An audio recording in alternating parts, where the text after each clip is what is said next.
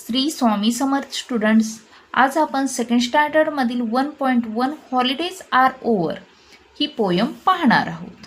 Okay, आता first आपण ही read करून घेऊया आणि नंतर आपण एका लाईनचा अर्थ पाहूया. Okay, holidays are over but I am not at all sad. Would you like to know what makes me so glad? New shoes, new bag, my uniform is new. New books, new class, a new class teacher too.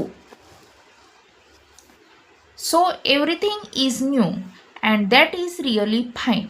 Yet what's old and good as gold are the good old friends of mine.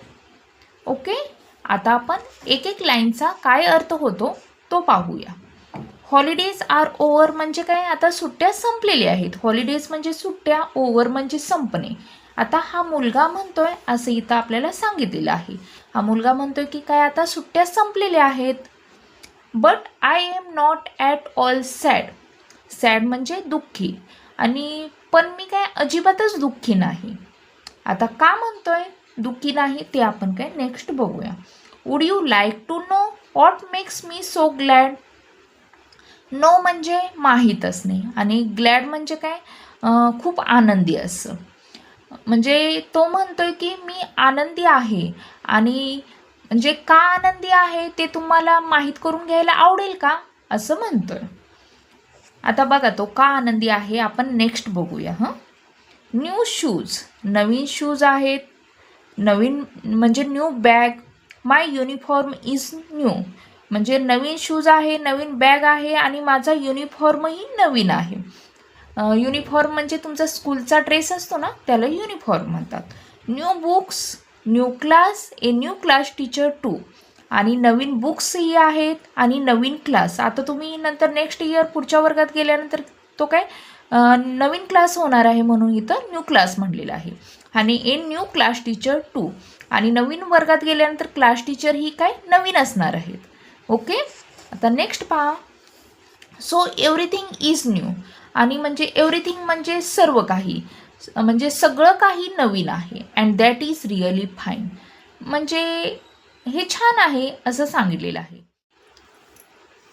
Eight what's old and good as gold are the good old friends of mind. Old म्हणजे जुनं, right. Good म्हणजे चांगले, gold म्हणजे सोनं, आणि good old friends म्हणजे चांगले जुने मित्र. आता इथं हा मुलगा म्हणतोय की जे चांगले जे जुने मित्र आहेत ते फक्त सध्या आहेत, म्हणजे बाकीचं सगळं तर नवीन आहे. फक्त जुने आहेत, आणि ते कसे खूप चांगले आहेत, अगदी गोल्डसारखे चांगले आहेत. ओके, असा हा मुलगा म्हणतोय. स्टुडंट्स, आय होप की तुम्हाला ही poem holidays are over he poem काय समजली असेल. आणि फक्त इथंच ऐकायचं आणि सोडून द्यायचं असं न करता तुम्ही जे हार्ड वर्ड्स असतात ते काही लिहून काढा तुमच्या बुकमध्ये, नोटबुकमध्ये, आणि ते लर्न करा, पाठ करा, आणि म्हणजे रीड करायलाही शिका. ओके, आणि एकदा रीड करायला व्यवस्थित आली की ही पोयम तुम्ही पाठही करा. आणि असेच माझे पुढचेही व्हिडिओज सेकंड स्टँडर्डचे बघण्यासाठी तुम्ही चॅनेलला सबस्क्राईब करा, लाईक करा आणि शेअर करा. Okay, thank you.